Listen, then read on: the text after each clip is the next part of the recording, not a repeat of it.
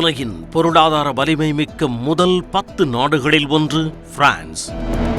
ஐநாவில் வீட்டோ அதிகாரம் பெற்ற நாடாக உலாவரும் பிரான்சில் ஈஃபில் கோபுரம் முதல் செயின் நதியின் படகு சவாரி வரை பார்த்து ரசிக்க இயற்கையின் கொடையும் செயற்கை கட்டுமானங்களும் கொட்டி கிடக்கின்றன.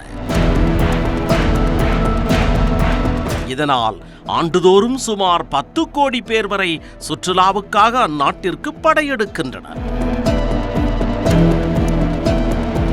இந்த நிலையில்தான் யானைக்காதில் புகுந்த எறும்பாக பிரான்சை படாத பாடுபடுத்திக் கொண்டிருக்கிறது மூட்டைப்பூச்சி. ஒவ்வொரு நாடும் ஒவ்வொரு பிரச்சனையை சந்தித்தால் பிரான்ஸ் மக்களுக்கு மூட்டைப்பூச்சி தொல்லை பெரும் தலைவலியாக உருவெடுத்திருக்கிறது. கடந்த 5 ஆண்டுகளில் மட்டும் அந்நாட்டின் மொத்த மக்கள் தொகையில் சுமார் 11% பேர், அதாவது 10 பேரில் 1க்கும் மேற்பட்ட சதவிகிதத்தினர் மூட்டைப்பூச்சி கடியால் பாதிக்கப்பட்டிருப்பதாக அந்நாட்டின் சுகாதார மற்றும் பாதுகாப்பு நிறுவனம் அதிகாரப்பூர்வமாக தெரிவித்துள்ளது. ஐரோப்பிய ஒன்றியத்திலேயே மிகப்பெரிய நாடாக உள்ள பிரான்சை ஆஃப்டரால் ஒரு மூட்டைப்பூச்சி சீண்டி பார்ப்பதா என்றுதான் பலரும் எள்ளி நகையாடி விடுகின்றனர். ஆனால் வீடுகள், ஹோட்டல்கள், விடுதிகள், பள்ளிக்கூடங்கள், பேருந்துகள், ரயில்கள், சுற்றுலா இடங்கள் என எல்லா இடங்களிலும் மூட்டைப்பூச்சி தொல்லை குறித்த புகார்கள் எழுந்ததால் ஆடி போயிருக்கிறது பிரான்ஸ் அரசு.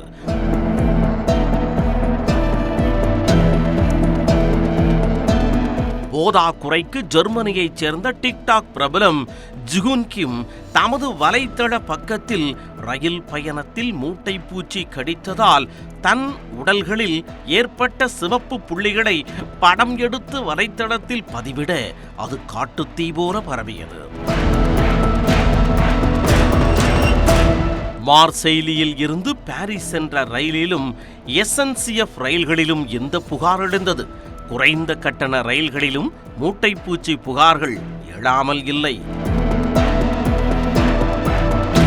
நாட்டின் பெரும்பாலான இடங்களிலும் இதே நிலைதான் நீடிக்கிறது. பாரிஸில் பரவலாக இருப்பதாக மாநகர துணை மேயர் எமானுவேல் கிரிகோரி அறிவித்தார்.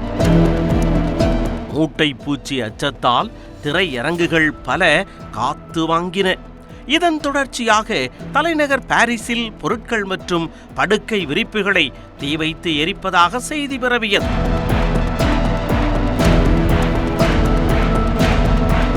மூட்டைப்பூச்சி விவகாரம் அந்நாட்டு நாடாளுமன்றத்திலும் எதிரொலித்ததால் மிரண்டு போன அதிபர் இமானுவேல் மேக்ரான் தலைமையிலான அரசு என்னடா இது பிரான்சுக்கு வந்த சோதனை என அவசர ஆலோசனையும் மேற்கொண்டது.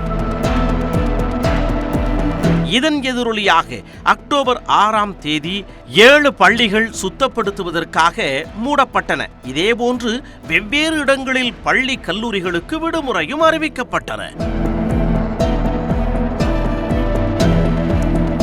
2024ஆம் ஆண்டு ஜூலையில் பாரிஸ் ஒலிம்பிக் போட்டி தொடங்க 7 மாதங்களே உள்ள நிலையில் மூட்டைப்பூச்சி விவகாரம் பிரான்ஸ் அரசை நிலைகுலைய வைத்துவிட்டது.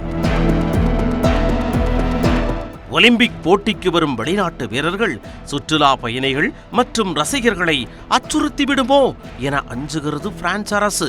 இதனால் மக்கள் அச்சப்பட தேவையில்லை என்றும் கூறி வருகிறது.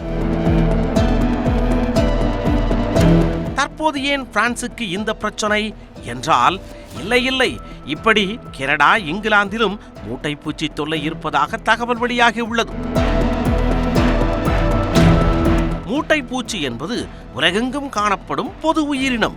பிரான்சில் இது கோடை காலத்தின் பின்பகுதி என்பதால் இயல்பாகவே மூட்டைப்பூச்சிகள் அதிக அளவில் தென்படுவதாக கூறப்படுகிறது.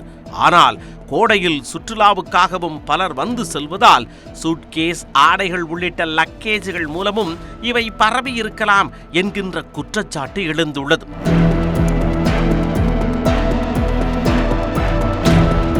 இரண்டாம் உலகப் போருக்கு பின் அதிகரித்த DDT போன்ற பூச்சிக்கொல்லிகள் பயன்பாட்டிற்கு பின் உலகில் பெருமளவு மூட்டைப்பூச்சிகள் அழிந்துவிட்டன.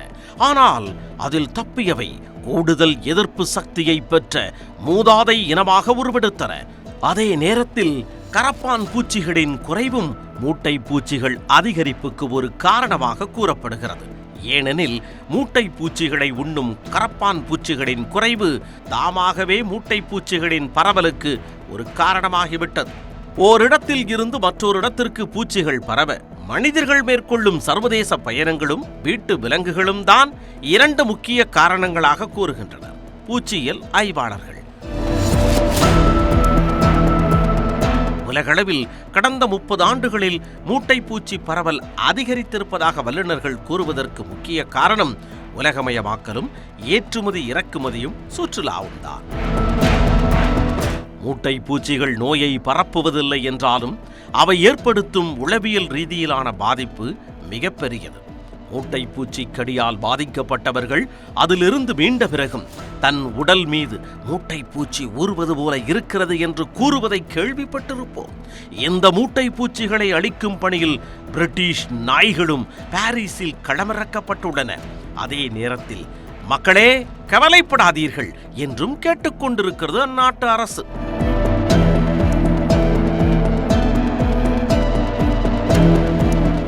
செப்டம்பர் இறுதியில் நடைபெற்ற ஆடை கண்காட்சி, தற்பொழுது நடைபெற்று வரும் சர்வதேச ரக்பி போட்டி ஆகியவற்றை காண வழக்கத்தை விட அதிக அளவில் சுற்றுலா பயணிகள் படையெடுத்தனர். இந்நிலையில் மூட்டை பூச்சி பிரச்சனை பிரான்சுக்கு கடும் சவாலாக உருவெடுத்துள்ளது. இதற்கிடையே பிரான்சில் இருந்து வருவோருக்கான சுகாதார பரிசோதனையை அல்ஜீரியா போன்ற அண்டை நாடுகளும் தீவிரப்படுத்தி உள்ளன. பாரிஸ் மட்டுமல்ல, உலகின் பெரும்பாலான நாடுகளையும் மூட்டை பூச்சிகள் அச்சுறுத்திக் கொண்டுதான் இருக்கின்றன என்கின்றனர் வல்லுநர்கள். அதே நேரத்தில் இந்த விவகாரம் மக்களிடையே சுகாதாரம் குறித்த விழிப்புணர்வை ஏற்படுத்தும் என்றும் சிலர் கூறுவதையும் பார்க்க முடிகிறது.